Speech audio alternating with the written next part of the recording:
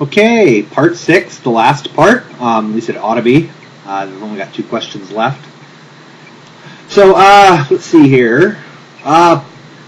Pilius says, question, what are your thoughts, if any, on the Austrian School of Economics? I thought that was a hilarious question, actually, for a couple of reasons. First, I'm going to let you know I don't have a lot of thoughts about the Austrian School of Economics. But, surprisingly enough, I know what it is, basically. And I'll tell you why. This is more about economics as opposed to the Austrian School of Economics. When I was an undergraduate, I had, my senior year, had to take economics. I didn't want to take economics. I had taken all of, advanced AP science classes and everything like that. And I had, all my GREs were, GERs, were all done. And there's this, economics. It's like, why do I have to take this class? And I contested it and lost and had to take it my senior year, my last semester of my senior year. And turned out it was a great class. I actually surprisingly enjoyed it. I think in part because the teacher was he taught us, like, we learned about economics, but he was really into the theory. He was really into, the different, some of the kind of wacky isn't the right word, but some of the more colorful figures in economics theories and things like that. And it turned out to be a fascinating class. And but then after that, my first year of graduate school, I was a master's student. I was in a class. I was actually in a class on evolution. It was evolutionary ecology. And they were discussing game theory, and they were discussing these evolutionary stable strategies, and they brought up about Nash equilibrium, and I was like, I know what that is, because I was kind of lost, I was sort of like, I felt like maybe I was a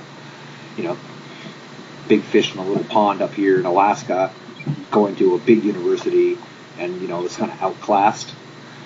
And suddenly I knew what they were talking about. I knew about this Nash equilibrium theory, and I knew it as it related to economics, about the non-competitive games. Anyway,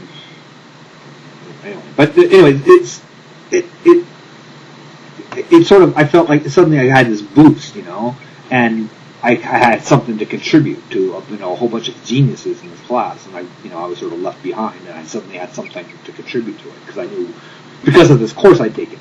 And I later on found out that a whole lot of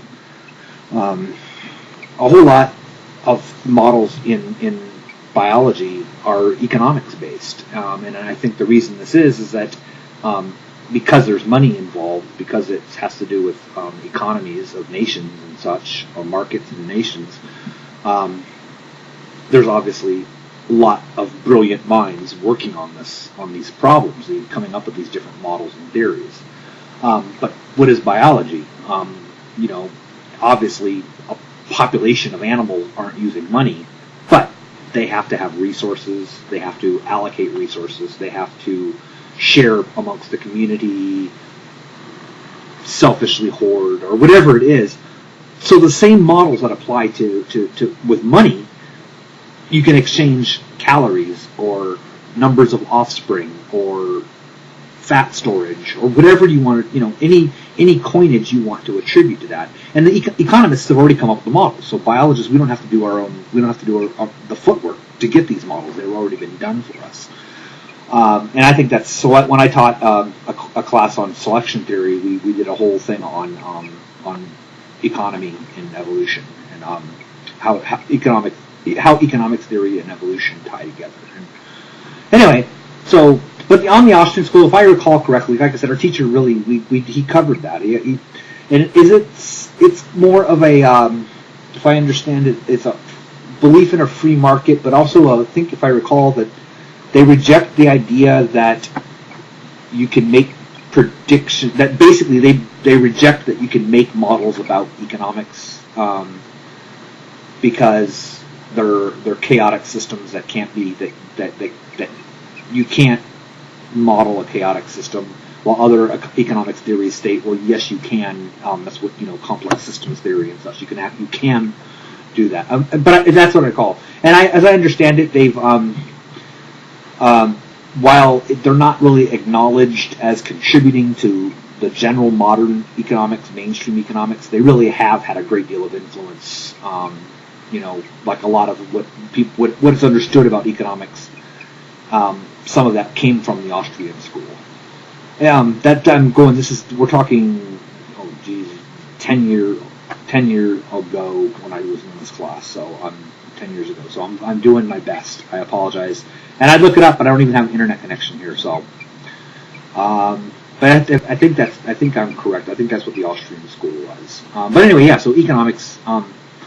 If any of you are out there, are students interested in your school, your college doesn't require economics for your science degree, I'd say take it anyways. It has been really, really valuable to me. So, all right, last question here. Treog, I think I have that right. Treog.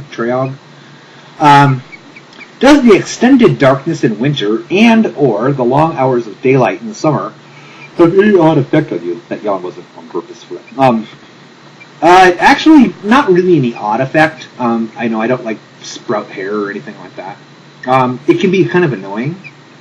It can get depressing, and I don't know if it's that whole seasonal affective disorder thing. I don't put a lot of weight on that, but maybe maybe it's me. But it gets old. Does that make sense? I go to work in the morning and it's dark because the sun hasn't come up yet. And then I get off of work and it's dark because the sun's already set. When the sun is out, when it's not cloudy out, the sun is out on the horizon. That's as high as it gets. So no matter where you are driving, it's always in your eyes. So when you get to see the sun, you don't want to see the sun. And most of the time, you don't see the sun. We get down short, 4-hour days, and they hardly count as days. That's down in Juneau. Here it's a bit different. Actually, the sun's up here almost all the time. This is bizarre. It's very dry in Kenai. So that gets old. And then, of course, in the summertime, what you do is, you have to do the staple your curtains, all the way around. You don't your bedroom curtains because midnight sun. I mean, it's not an exaggeration. It's light out, and then 4 o'clock in the morning, 3 o'clock in the morning, the sun's up. All the birds and all that, everything's out and doing their thing. So to get a good night's sleep, you need to make your room into a dark room. So, that's kind of annoying. But it also makes up for it kind of makes up for the winter because, there's something about going out camping, doing a beach, barbecue, and having it be late into the night and it's still sun's still out. Kids are still swimming. There's something. And it's like 9 o'clock at night or 10 o'clock at night, and it's still daylight and nice. So, anyway. All right. Well, I'm going to finish this, and I will hopefully get these uploaded. I'm going to try to get to the library tomorrow. I don't know if I can, but at the very least, I'll try to get these uploaded on Monday. So, all right. Thanks for the questions, guys. I will be talking to you later.